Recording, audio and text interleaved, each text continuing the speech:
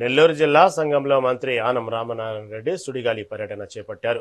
అన్నారెడ్డిపాలెం గ్రామానికి చేరుకున్న మంత్రికి గ్రామస్తులు, కూటమి నేతలు ఘన స్వాగతం పలికారు. ఈ పర్యటనలో భాగంగా సుమారు 1,68,00,000 రూపాయల వ్యయంతో పలు అభివృద్ధి పనులకు మంత్రి ప్రారంభోత్సవాలు, శంకుస్థాపనలు చేశారు.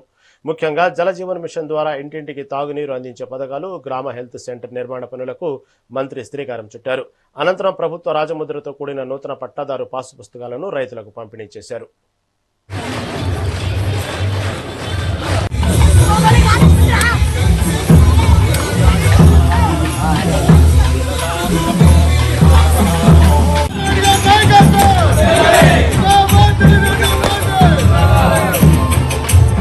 నాగేశ్వరరావు 20,795 రూపాయలు.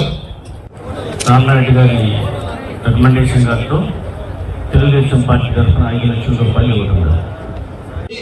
71,441 రూపాయలు. సిద్ధిపురం.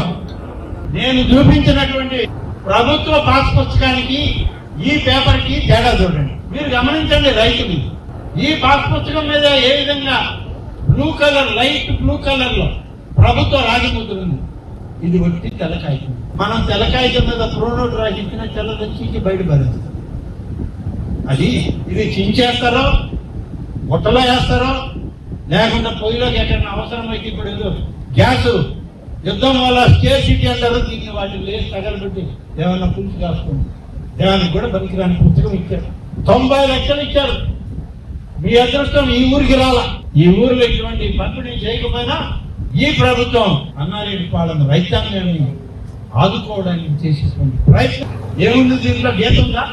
రిజర్వ్ బ్యాంక్ ఇచ్చిన గీత ఉందా దీంట్లో? మీ దగ్గర ఉన్న నోట్లో కూడా చూసుకోండి. అది లేకపోతే మళ్ళీ దొంగ నోట్ అవుతుంది. చూడు, ఇక్కడ గీత ఉందా? బిట్లుగా రిజర్వ్ బ్యాంక్ ఇచ్చినటువంటి 500 రూపాయలు. ఇది ఏ రూపాయలు? రూపాయి కాగితం నుంచి ఉంటుంది.